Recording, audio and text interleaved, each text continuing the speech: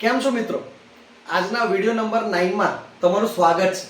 Already મિત્રો આપણે video number 6 માં વ્યતિકરણ સ્ટાર્ટ કરેલું. વિડિયો નંબર 7 માં મેં તમને સહાયક વ્યતિકરણ સમજાવ્યું. વિડિયો નંબર 8 માં મેં તમને વિનાશક વ્યતિકરણ સમજાવ્યું. અને મિત્રો એક એક્સ્ટ્રા વિડિયો હું બનાવી રહ્યો છું, વિડિયો નંબર 9 જે આજનો છે. અને આજનો ટોપિક શું છે? કળા તફાવત phi હોય ત્યારે આપણે તીવ્રતાનું સૂત્ર લાવવાનું છે. यानी कि सहायक व्यतिकरण ने विनाशक व्यतिकरण ની સમજણ હું તમને એક એક્ઝામ્પલ થી આપવા માંગુ છું.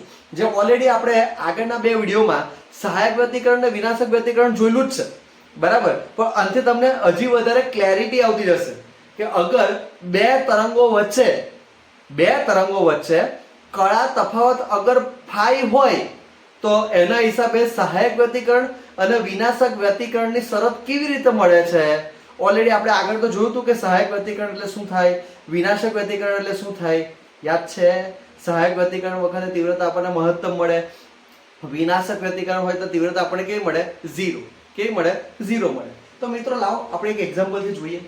ઓકે, તો અહીંયા આગળ એક S1 ઉદ્ગમ લીધું. હવે S1 ઉદ્ગમમાંથી જે બી તરંગ બહાર નીકળે છે એ તરંગનું જે સ્થાનાંતર છે એ સ્થાનાંતરનું સૂત્ર છે y1 a cos omega t છે. કેટલું છે? y1 a cos omega t. અને આપણે વાત કરીએ ક્વેશ્ચનમાં શું છે? કળા તફાવત કેટલો રહેવો જોઈએ? phi. એટલે બીજા તરંગમાં આપણે લખ્યું y2 a cos omega t plus phi. શું લખ્યું? y2 a cos omega t plus phi લખ્યું મિત્રો. y2 a cos omega t plus phi. મિત્રો આમાં આપણો કળા તફાવત કેટલો? 0. અહીંયા કળા તફાવત કેટલો? phi. તો બે તરંગો વચ્ચે કેટલો? phi minus 0 એટલે phi જ આવે ને. તો બે તરંગો વચ્ચે કળા તફાવત કેટલો કીધો આપણે? phi કીધો. મિત્રો સમજ પડે છે? એટલે આમાં કળા તફાવત છે જ નહીં, 0 છે. અને અહીંયા કળા તફાવત કેટલો છે? phi છે. એટલે બે તરંગો વચ્ચે કળા તફાવત ફેઝ ડિફરન્સ કેટલો આવ્યો? phi આવ્યો ભાઈ. યાની કે ના હવે આપણે સંપાતપણાના સિદ્ધાંત મુજબ શું હતો આપણો સિદ્ધાંત? y y1 y2. યાની કે આ બંનેનો આપણે સરવાળો કરીએ તો y1 ની વેલ્યુ શું છે? y1 a cos omega t અને y2 આપણો શું છે? a cos omega t plus phi. y1 આ બંને વેલ્યુ આપણે ખાલી જસ્ટ મૂકી દીધી અહીંયા. આ બંનેમાંથી આપણે a કોમન કાઢીએ.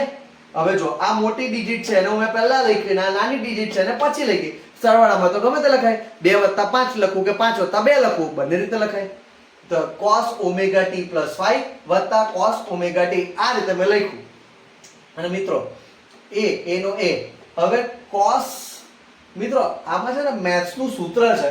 હું મેથ્સ નું સૂત્ર લખું છું કે cos c plus cos d. આ બાયોલોજી વાળા મિત્રો માટે લખું છું કે cos c અને ઓમેગા t plus phi ને તમે c સમજો અને ઓમેગા t ને તમે શું સમજો? d સમજો. તો આનું સૂત્ર છે કે cos c plus cos d તો શું થાય? 2 cos c plus d by 2 into cos c minus d by 2. મિત્રો આવું છે ને મેથ્સ નું ઇક્વેશન છે. cos c plus cos d તો 2 cos c plus d by 2 into cos c minus d by 2. Okay, તો મિત્રો જસ્ટ મેથેમેટિકલ સ્ટેપનો હું યુઝ કરું છું. તો દેખો 2 cos this plus this by 2 એટલે omega t plus phi plus omega t by 2 into cos this minus this by 2 એટલે omega t plus phi minus omega t by 2. Okay, તો મિત્રો અહીંયા આગળ દેખો આ બંનેનો સરવાળો થશે. એટલે કે અહીંયા આગળ તમે જોશો આ 2a એ તો લખ્યા જ છે cos આ omega t plus omega t એટલે 2 omega t plus phi by 2. અને મિત્રો અહીંયા જોઈ શકો છો કે અહીંયાથી તો તમારો આ ઓમેગા t એ તો કટ જ છે. યાની બચ્યું હું તમારો cos phi by 2 બચ્યું, રાઈટ. નાઉ y આ 2a અને આ બી અચળ પદ છે કેમ કે એની અંદર phi છે. એમાં સમયનું વિધેય નહીં, સમય એટલે t હોવો જોઈએ. આમાં t છે જ નહીં એટલે અચળ કહેવાય. એટલે અહીંયા 2a cos phi by 2 આગળ લઈ લીધા. આમાં t નું ફંક્શન છે, દેખો t વાળું છે cos. આ 2 આની નીચે ડિવાઈડ કરું તો ખાલી ઓમેગા t રહે. આ 2 આની નીચે ડિવાઈડ કરું તો phi by 2. યાની મિત્રો y શું આવ્યું? 2a cos phi by 2 into cos omega t plus phi by 2. મિત્રો આપણે અહીંયા આગળ શું ટ્વિસ્ટ કર્યું કે ખાલી બે તરંગો લેવા છે અને બે તરંગો વચ્ચે કળા તફાવત કેટલો લેવો છે? phi લીધો. એટલે એક તરંગ આવું લીધું ને એક phi વાળું લીધું. તો પરિણામી સ્થાનાંતર આપણને કેટલું મળ્યું કે ભાઈ y 2a cos phi by 2 into cos omega T plus 5/2 જેટલું આપણને મળ્યું. અને મિત્રો આપણને ખબર જ છે સહાયક વ્યતિકરણ અને વિનાશક વ્યતિકરણ બંનેમાં મેં તમને સ્થાનાંતર શોધ્યા પછી તીવ્રતા શોધેલી બતાવેલી છે. અને આપણને ખબર છે કે તીવ્રતા એટલે શું, તો કે ભાઈ કંપ વિસ્તારના વર્ગના સમપ્રમાણમાં હોય. તો મિત્રો જે રીતે આપણે વાત કરી એમ કે તીવ્રતા જે ખરો એ શું હોય, તીવ્રતા ચલે છે કંપ વિસ્તારનો વર્ગ, યાની કે તીવ્રતા એ કંપ વિસ્તારના વર્ગના સમપ્રમાણમાં હોય. યાની કે તીવ્રતા અને અહીંયા આગળ આપણો કંપ વિસ્તાર કેટલો છે 2a cos 5/2 છે, તેનો આપણે વર્ગ કર્યો, યાની કે 2a cos 5/2 નો વર્ગ એટલે કેટલો થાય 4a² cos² 5/2. આ 4 નો 4 અને a² એટલે શું થાય I0. આપણે ઓલરેડી ભણ્યા કે કંપ વિસ્તાર એ તીવ્રતા એ કંપ વિસ્તારના વર્ગના સમપ્રમાણમાં હોય એટલે a² ની જગ્યાએ આપણે કેટલા લખ્યા I0 લખ્યા, યાની કે I 4I0 cos² 5/2. યાની કે મિત્રો અહીંયા આગળ આપણને આ રીતે જે બે ઉદ્ગમ લીધા અને એની વચ્ચે કડા તફાવત જે આપણો phi હતો એને રિલેટેડ આપણને તીવ્રતા કેટલી મળી I 4I0. ઓલરેડી બે ઉદ્ગમ છે એટલે તીવ્રતા 4 ગણી મળવાની એ તો બાકી જ હતી કે I 4I0 અને સાથે સાથે કડા તફાવત આપણને લીધે આપણને આ ફંક્શન મળ્યું કે cos² 5/2. તો કે આના ઉપરથી બી આપણને શરત તો મળી જ શકે છે કેમ કે phi ની વેલ્યુ ઉપરથી આપણને મળી જાય.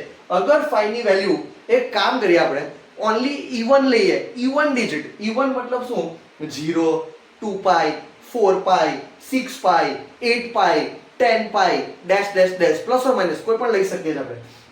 મિત્રો અહીંયા પહેલા 0 મૂકીએ તો cos 0 કેટલો થાય 1 થાય, યાની I કેટલો થાય 4I0. મિત્રો અહીંયા 2π મૂકીએ, અહીંયા હું 2π મૂકું તો 2 2 કટ થઈ જાય, યાની cos π કેટલો થાય -1, -1 નો વર્ગ કેટલો થાય 1 જ થાય એટલે મિત્રો 4I0 જ આવવાનું.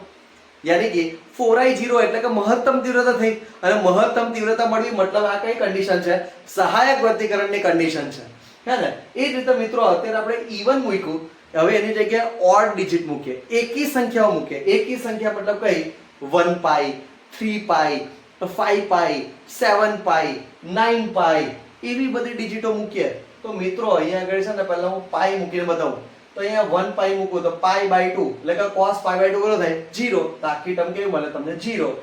અહીંયા phi ની જગ્યાએ હું 3π મૂકીને બતાવું તો cos 3π/2 તો કેટલો થાય 0.